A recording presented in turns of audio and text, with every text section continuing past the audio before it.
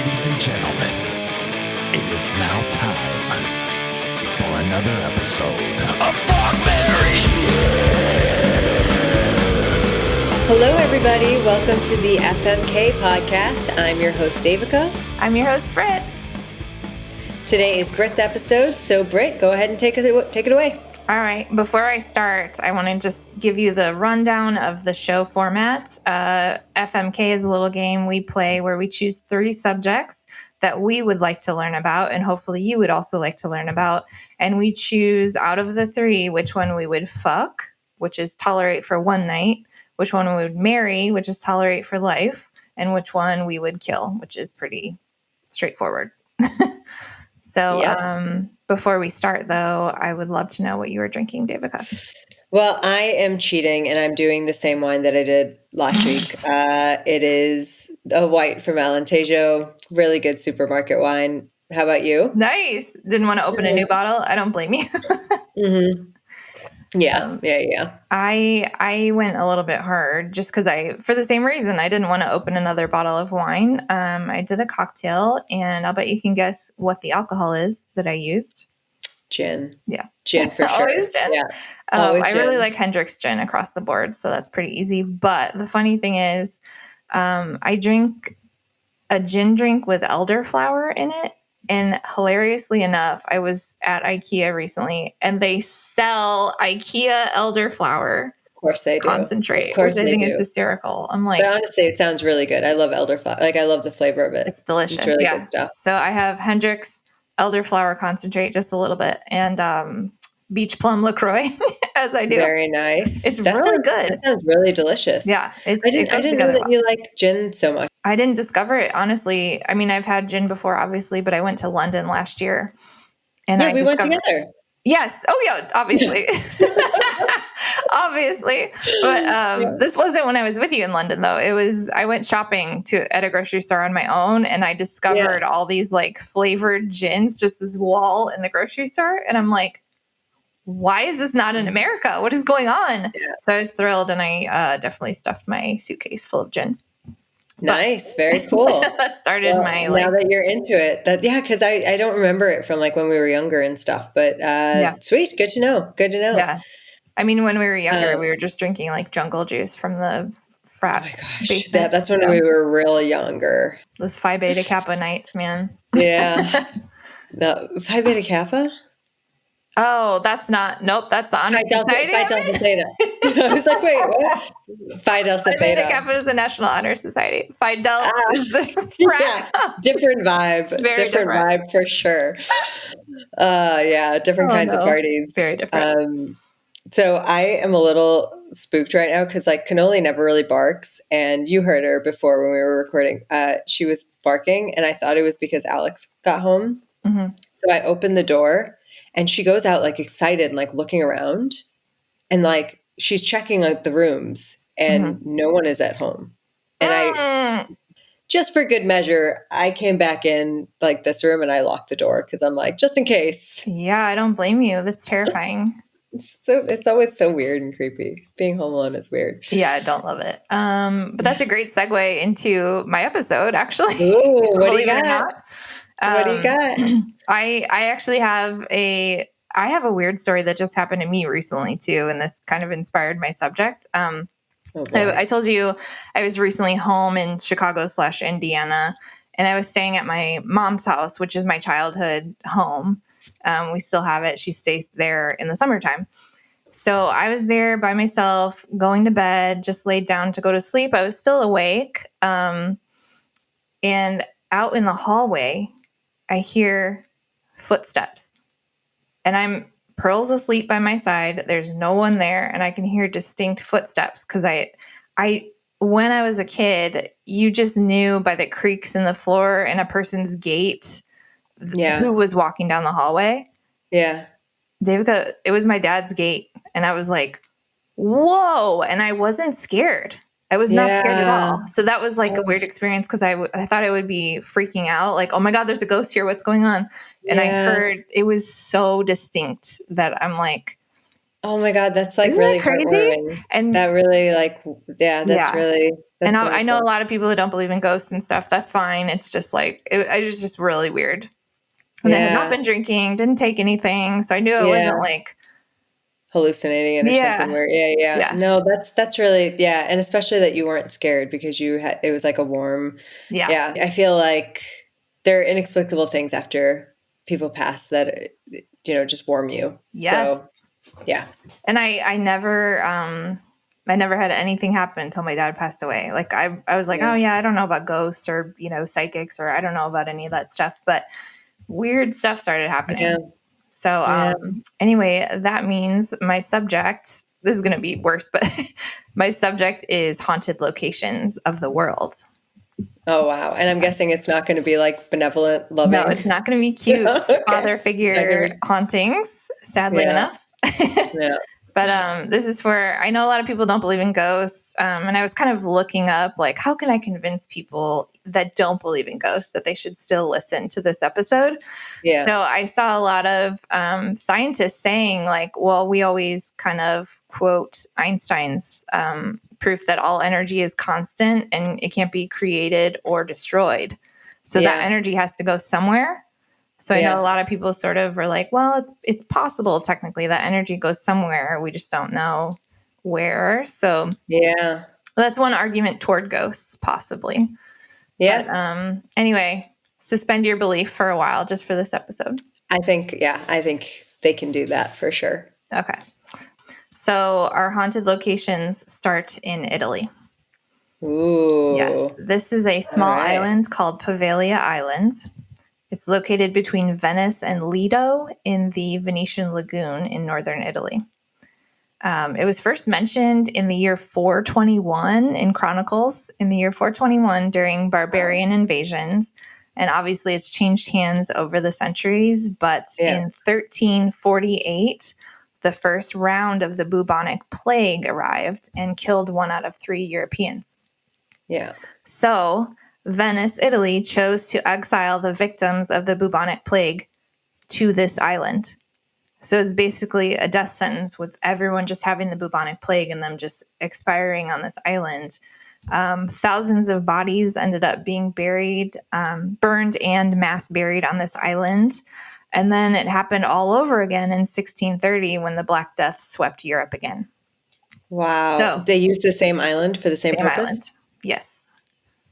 So, lots of unpleasant deaths happen here. Yeah. And just the mass burials is like unkind to anyone. Yeah. But later in 1776, the island came under the Venetian jurisdiction of the Public Health Office. So it ended up being a checkpoint for all goods and people that were using the Venetian Lagoon. And in 1793, more cases of the plague arrived on 2 different ships coming in. So the island once again became a temporary confinement place for anyone that had this plague, for the illness. So this is the third time? Third time. Wow. So from 1793 to 1814, it became a quarantine station. And later in 1922, the buildings were modified into an asylum for the mentally ill. Yes. Okay, they were just wanting this place to be haunted. Yeah, I want to say it gets piled on, but I feel like that's rude phrasing.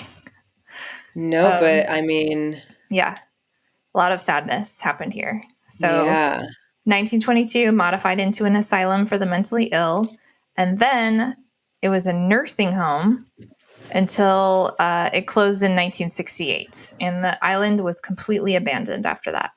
That's horrible to put a nursing home on that island. Long history of horribleness. Yes. Yeah. So there's a legend has it that in the 1920s, while the island was still a mental hospital, a doctor in the hospital was performing lobotomies just willy-nilly and killed a ton of the patients at the asylum. And the doctor later died, and they say he either committed suicide and fell over the island's bell tower, or he was pushed. Wow. Yeah. Wow. And asylum stuff is just that freaks me out so much. Oh, yeah. so scary. Scary and sad, and just mistreatment of people. And yeah. So backtracking a little bit, the island contains one or more, quote, plague pits. So it's a mass grave for plague victims. National Geographic at one point estimated that over 100,000 people died on the island in plague pits, and another source said 160,000 people. Wow. So to this day, the island is said to smell like human decay, even though it's been so many years. To this day, and more than 50% of the soil is composed of human ashes. Wow. Yeah. More than 50% of the soil. Yep. That's it's a small wild. island, and so many dead bodies were there and just decomposed and stuff. I don't know if it's true that the smell is a thing, or if it's just like people wanting to make it sound more haunted. Yeah. But yeah. So that's the history of this island. So I should have said this in the beginning, but I'll start with a little bit of history of these locations, and then I'll tell you about the actual like ghost stories that happened there. Okay. So Poveglia Island hauntings, just to let you know, it's actually illegal to visit the island now. So no one can actually go. They've just signed it off. And and Italy has tried to sell it to private dealers, and they have successfully sold it, and then nothing happened, and it keeps coming back into their hands. So like they can't get rid of it. It's weird. Yeah. But even though it's illegal to visit the island, some people still go, like ghost hunters will still go. And apparently you can still find taxi drivers that can be talked into dropping you, like a water taxi drivers that can be talked into dropping you off at the island. Or you can find like people that are not from the country that just started doing water taxis and they don't know about the islands, and they'll just drop you not knowing. So people have gone there. Would you do it? Would you ever go? Well, let me hear actually first before I... Yeah, it's rough because when you get there, there's no cell service. And people have said that their phones actually turn off once they get to the island. They didn't just lose reception. They completely turned off. And when they get to the island, there's just an overall... Wait, hang on. There wasn't the phone turned off. Phone turned off. Not just the reception was so lost. Bizarre. Yes. And also when they land, there's sort of like a heavy evil feeling to the island. Like the vibes are not good there for obvious reasons. Yeah. It's completely dark. There's no lights. How would you see at night? And of course you're going to go at night if you're if you're ghost hunting. So a lot of people have captured figures standing on the island in photos. We'll post a couple. And a lot of horrible scream sounds coming from the island. Nope. Mm-hmm. Nope. No thanks. And I raked through Reddit for a lot of these ghost stories for people's personal accounts, because some of these places it wasn't easy to find just, ghost stories posted of them. Yeah, totally. Because some of these websites just had like tourist facts and stuff, and they're like, come and see if you can hear screams, and you know what I mean? Yeah, but for sure. I actually went through Reddit to see people's firsthand accounts. I read one Reddit post. One group of Americans attempting to spend the night had to be evacuated by Italian authorities, because they were being terrorized by demonic spirits. Are you kidding me? Mm-mm. Well, it's on Reddit. Who knows what's true, but that's what I read. But wow, that's wild. Yeah. And to this day, Poveglia has yet to be fully investigated as far as, raked through, finding bodies, finding skeletons, seeing what's going on, seeing what could cause these scream sounds. It's just kind of a wild island off of Italy. Yeah. And that is Poveglia Island. That is so crazy. Mm-hmm. That's so nuts. I mean, first of all, the bubonic plague, the amount of just like the sheer amount of people who not only died, but who were like fearful before they died. And then the asylum thing. I mean, like, I don't know if you've ever seen American Horror Story, but season 2 was the scariest for me. I made Alex promise that he would never, no matter how crazy I got, check me into a psych ward. That's a good deal to make. Yeah. Smart. It's in our vows. No insane asylums for us. Yeah. Just put me on the island. Yeah, no. Oh, gosh. Yeah. That wasn't the same before. Yeah, that is a weird one. Next one up. All right. The Ancient Ram Inn. The Ancient Ram Inn? Yeah. I said it in the most American way possible because it is definitely in Europe, in Gloucestershire, England. It probably is ram, right? I mean, how else would they say it? No, it's a ram. It's a ram. I just like to say it. Ancient Ram Inn. Any British listeners can please really roast my pronunciations. But anyway, it's known as the most haunted building in Europe. And it's thought to have been built around 1145. So it's super, super old. And it was built as lodging for workmen and slaves who were working on St. Mary's Church, which is located across the street from it. Okay. It then later became a priest's house. And then after that was converted to an inn. In the 1500s, the innkeeper's daughter, so once it was an inn, the innkeeper's daughter is said to have been murdered in the attic.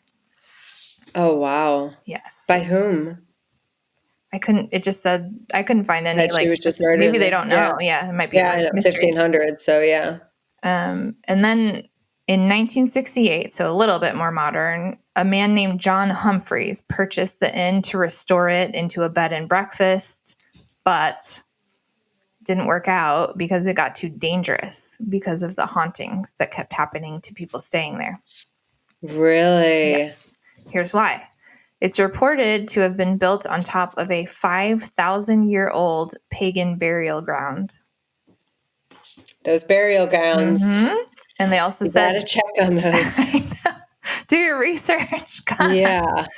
But it has an overall evil and heavy feel to it, which people say when they're visiting. Same as Poveglia Island. It's just got weird vibes once you walk in. Yeah. The first room that visitors enter is called the men's kitchen. Okay. Couldn't tell you why. Where people have said they've heard babies cry. So Mr. Humphreys, this owner, at one point renovated the basement as well and accidentally uncovered a grave with several child skeletons that still had broken knives in their bodies. You're kidding. So, like, broken knives in the skeletons. Yeah. For children. So like they've been stabbed. Small skeletons. Yeah. I assume is some sort of like sacrifice. Yeah. Who knows? So onto the hauntings. Some people have been thrown upstairs by invisible hands, just shoved upstairs. There's a room called the Bishop's Room, and it's said to be the most terrifying of the whole place. It's there's a story that I read of a medium, a psychic, pushing open the door, and she was lifted off the ground and flung across the corridor, and other people have heard something heavy being dragged across the attic above them, which takes you back to that daughter's story. Yeah, the daughter that's right. Murdered in the attic. So people frequently hear dragging above their heads. Yeah. People have also seen phantom monks, dogs. They've heard banging on the doors and banging on the windows. But here's the worst part. It's said that it houses an incubus, which is a male demon that feeds on female hormones, and a succubus, which is just the opposite, a female demon that feeds on male hormones. So there's like these demonic spirits that like diddle your ditties at night and tickle your titties. What? First of all, love the description. So yeah, you might get a little toucheroo at night. Is that like all they do, or do they like terrorize with you, or is that the only? I know people have said like they have been possessed in this place. I watched a really ridiculous Ghost Hunters, or Ghost Adventures, excuse me, which is the most hilarious ghost show ever. With Zach Bagans. And I think that somebody in his crew like got possessed, and who knows, I'm sure it was all fake. But anyway. Yeah. But since John Humphreys died in 2017, his daughter took over the place. And now, to this day, mainly just ghost hunters and visitors wanting to see ghosts and like try to get possessed, I guess, visit to this day. So that one you can visit. You can like go and see, and they do like ghost tours and stuff like that, right? But it's like people don't just go if they want to go to England and visit and have a nice vacation. It's If you want a thrill, you're going to go here. Yeah. And I think I read that they had trouble just trying to keep it an inn after all these stories started coming out. They kept trying to keep it normal, but it just eventually went to ghost hunters. Wow. That's wild. Yeah, that's the ancient ramen. The ramen. Got it. Yeah. On a pagan burial ground. Mm-hmm. Cute little pagan spot. So we have the Italian island and we have ramen. Mm-hmm. Okay. Poveglia and the ramen. Next one up is Aokigahara, which is a forest in Japan. I know about this one. Mm-hmm. Pretty famous. I've heard a bit about this one. Yeah. So Aokigahara, I had to look up the pronunciation. It translates to the blue tree meadow and is also known as the Sea of Trees. So it's a forest on the island of Honshu in Japan at the foothills of Mount Fuji. So it's really close to Mount Fuji. The island has incredibly dense spots, like just trees upon trees upon trees. It's very thick and lush. And the floor of the forest, it's kind of cool. It's made of volcanic rock. Oh, wow. So the volcanic rock absorbs sound. So it's a really quiet forest. It's like eerily quiet. Okay. And it's believed to contain Japanese ghosts that are filled with anger and vengefulness.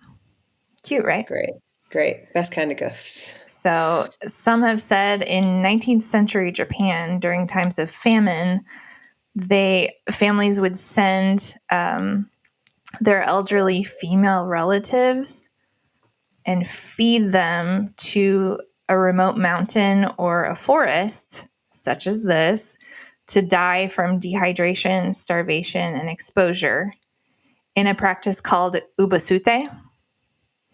So it was women that they sent, obviously. Of course, always. And, if they couldn't afford to keep up this person, the elderly were sent out there to die. And what a terrible way to go. Yes. Like, of all the ways to go, like, just being exposed to the elements. Yeah, good luck. Like, don't just give them poison or something. I don't know. Yeah, I don't exactly. understand that. Anyway, not promoting that, but anyway. No. Also, this is possibly a legend, but the forest is said to be haunted by these ubasute ghosts. Yeah. The forest soil is very rich in iron, so it can disrupt cell service and compasses. So a lot of people will get lost in this forest very easily. And they have to leave like notes or little flags along their path in order to find their way back a lot of times because they don't have any compass or cell service. Gotta Hansel and Gretel that. Yes, exactly. And the forest, I told you the two nicknames for the forest, but there's a third one that is much, much darker. It's nicknamed the Suicide Forest. Oh, wow. And it's referred to as the most popular suicide site in Japan because of its dense forest and its ability to get lost and not be able to be found. So people wanting to commit suicide will go there because they know they won't get found. It has the second highest suicide rate in the world after the Golden Gate Bridge. Oh my, wait, the Golden Gate Bridge has the first highest? That's what I read. Gosh. Yeah. That's Japan wild.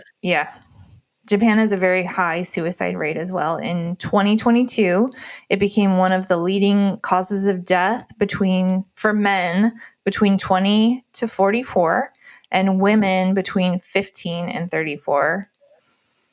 And in 2019, 70% of suicide victims were men. Wow. Yeah. So, according to a CNN article that I read, some experts say that the reasoning behind it is that Japan has a little bit different views on mental health, and there's sort of a stigma around receiving mental health care. Yeah. And that may have changed. There was a fairly recent article, and that may have changed, and some people may have different viewpoints on that, but that's just what I read. Yeah. The main motives attributed to these suicides are health issues, mental issues, and financial poverty. Excuse me. So according to Wikipedia, in 2003, 105 bodies were found in the forest and 78 the year before. The most common means being hanging or drug overdoses. So it's so bad that annual body searches are conducted by police and volunteers, but officials have stopped posting the suicide numbers in hopes of stopping its reputation of being like a quote unquote good place to go commit suicide. Yeah. They thought they were popularizing it. Officials have also placed security cameras at the entrances to the forest, and a lot of people will go and post their own signs on some of the paths to try to discourage suicide. So it'll say like, think carefully about your children and your family, or life is a really precious gift from your parents, and just sort of signs that make them think before they do what they're going to do. Yeah. So on to the hauntings. The forest is said to be haunted by eerie, which I might be pronouncing that wrong because I forgot to look up the pronunciation. But eerie are ghosts who suffered a violent and unnatural death. So there's tons of ghost sightings, screams, and these screams are heard from areas with no people. So it'll be like just not that far away and you won't see anybody, but you hear a scream. And like the forest is so quiet because of like the volcanic rock. Yes. Whoa. And I will say a lot of people go and enjoy this forest too. It's not just dedicated to this horrible, thing that's happening. People will go and hike, and it's beautiful and it's lush and it's a great campground, but it just also has this dark reputation. So actually, for some reason in my mind, even though like I've heard about this, like I thought like maybe people weren't going there because of this. No, but, okay, so like during the day, it's like people go and hike and stuff. Yeah, you can look on Travel Advisor, and people are still recommending it to this day. Oh, I took my wife there, and we had a great camping trip, and it was gorgeous, and very calm, and I would go there again. And there's tours, and it's a normal forest, but it has this dark side to it. Yeah, yeah. So again, I went on Reddit, and I found a bunch of stories about the forest, about people hearing things and stuff. Who knows if this is true, but I found one crazy Reddit story. It's a little bit long. It's not too long. But this lady was let go of her job and then subsequently diagnosed with advanced breast cancer. So she decided to travel to this forest. I think she was American. She traveled to this forest knowing its reputation. And she went, set up camp, got her pills out, got her water out. And then all of a sudden she heard something like sticks cracking around her. And she's like, who's here? Who's here? And on the other side of the tent, all of a sudden she saw like the shape of a small somebody, a child or a woman. And she looked, and it was, this is terrifying, a small woman with a dirty, grayed face, blood under her nose and her mouth, decaying features, so like bones and stuff and like rotting, and a deathly scent. She looked terrorized and was swaying back and forth, which is fucking terrifying. Dude. The girl dropped her pills and fled. She didn't take any of her camping stuff or anything with her, so she just had her clothes and nothing else. Yeah. She sat down on a stump when she thought she was far enough away from the creature, and obviously she was like too tired to run anymore. I know. Then as she sat on the stump, she felt hot breath on her neck. I know. I'm getting chills. Oh, no. It was the same woman, the same creature. Behind her? Yep. Crawling up to her and was right here on her neck.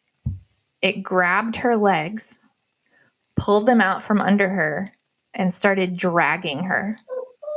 Dude, that is this girl was fighting everything, but apparently it was so strong it just held on to her.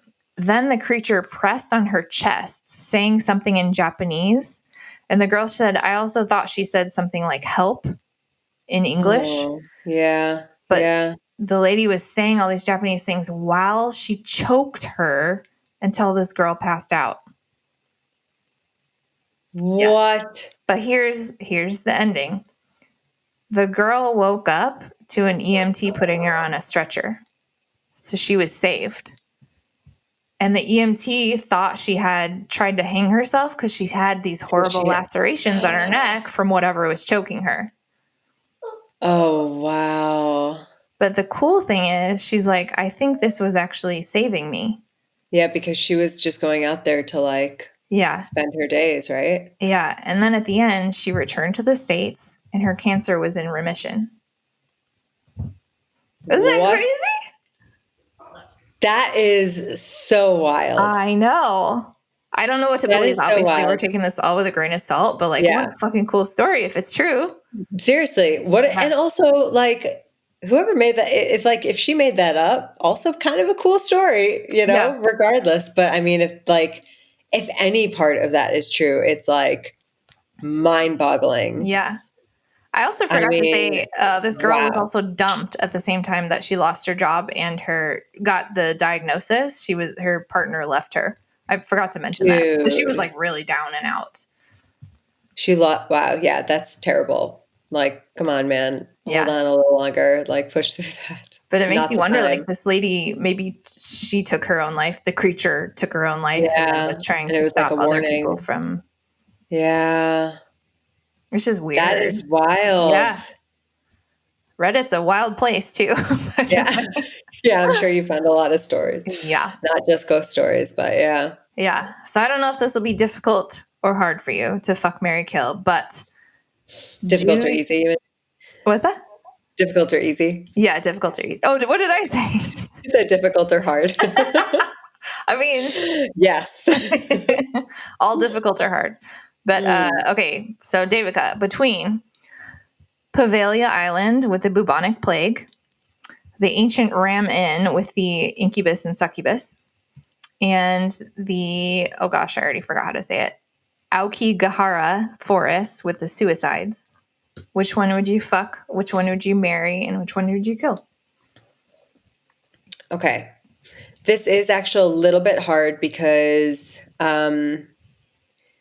when you first said with the Japanese forest, I had a sort of preconceived notion about some of it. And so I thought that was either going to be my fuck or kill, like for sure. Yep. But now that I'm thinking about it, just because it has security cameras. So I'm kind of guessing, like the way I'm looking at it is like if I had to go to these places every day or something like that. Let's say you have to spend a 24-hour period in each of these places. Okay. Oh, 24-hour period. Oof. Yeah. Okay. That actually kind of changes things because I was about to marry the Japanese forest because I would say like if I just have to go there and I get to pick the time of day, then it's like, oh, there's so many beautiful things to do. But okay, I have to spend 24 hours. Okay. Gotta commit. Okay. Okay. Well, in that case, I'm marrying the inn because I feel like I can just, that's all right. Right. Touchy. I can. Demons are so sexy. That's hot. I mean, listen, of all the things. So yeah, I'm going to go ahead and hang out with the diddle vibrator. Yeah. What was it? Incubi. I think the succubus. Wait, incubus is for men, right? Yeah. The diddles with ladies. Yeah. So I'm doing the inn, and also it's like, okay, yes, there was a pagan burial ground, like not cool. A lot of folks were probably pretty feeling disrespected, but I feel like it's like, all right, we probably have all lived in a place that was either like a burial ground of some sort. I mean, you were there in Lincoln Park, right? So like there was oh yeah. Yeah. Cute. So I think I'm going to fuck the Japanese forest because yes, it's super creepy and quiet and stuff, but like there's video cameras watching everything. It seems like a lot of people are doing things to help. Maybe I'll even run into somebody who's in a dark spot that I could potentially talk to. Mm-hmm. So I think the forest would be, palpable. I am killing the island in Italy. I mean, the fact that nobody goes there to visit and like even thrill seekers have to like trick like Russian taxi drivers to or water taxis like to go there. I mean, No thanks. It's got the asylum. Not into it. How many dead people? Like, I mean, so many dead people. I'm walking on ash, not feeling it. Killing that one. That's my decision. So, sorry, remind me, you're marrying the ancient ram? I'm marrying the ancient ram. I'm fucking with the Japanese forest, and I'm axing the island. Poveglia. Yeah, Poveglia. Okay. I think I might have different answers. Ooh, all right. This will only be our second time of ever having different answers. I know. I think I would marry the forest because I do. Obviously, it's got a horribly sad reputation, but it's also, people also camp there, and it's like not horrible all the time. And there's creepy things happening, but it sounds like they help you. Yeah. So I think I would marry the forest. And then that leaves Poveglia and the ram. Mm-hmm. I think I would agree with you on these. I would fuck the ram. Wait, you married the ram. I married the ram. Okay, I would. But I would fuck the ram just because it's still hospitable and like you can stay there, and who knows?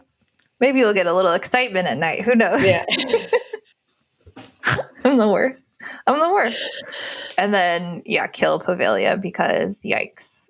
Yeah. No cell phones, no Poveglia's got to go. No way to escape.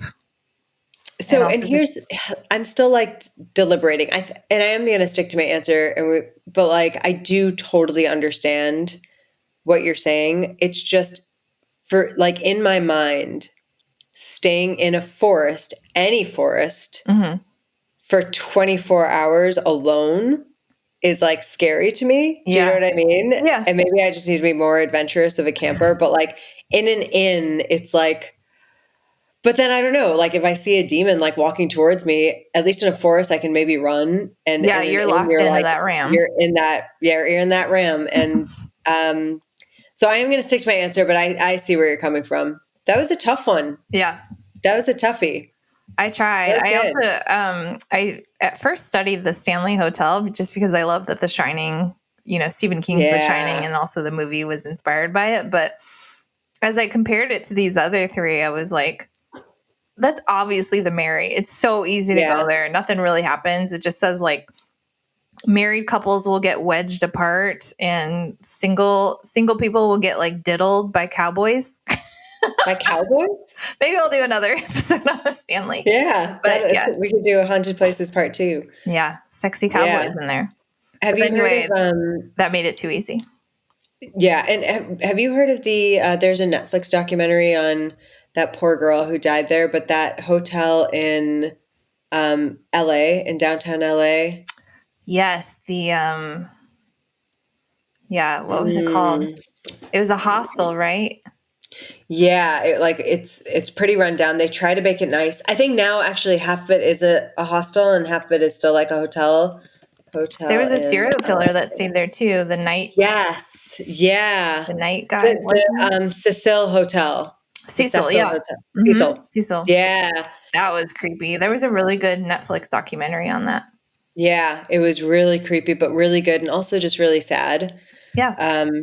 All these stories are sad. There. Yeah. Yeah. Oh yeah. Yeah. Absolutely. Well, I don't know what happened at the Ram. It was sad. It was the children. Sad. Yeah, the children. Yeah. I forgot. Yeah, that is sad. Yeah. The wine and gin are getting to us. Especially the gin. Mm. All right. Well, that's it for our episode. Signing off. It got really weird. Thanks for listening. Thanks for listening, everybody. Yeah. See you next time. Bye. Bye.